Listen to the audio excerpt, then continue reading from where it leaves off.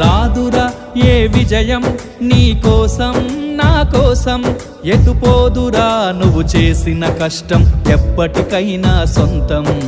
కాలంతో పయనించే వాడికి కానిది ఏముంది, సాధనతోనే సాధ్యమవ్వునని సదాశయంతో సాగర ముందుకు. రాదురా ఏ విజయం నీ కోసం నా కోసం, ఎటుపోదురా నువ్వు చేసిన కష్టం ఎప్పటికైనా సొంతం.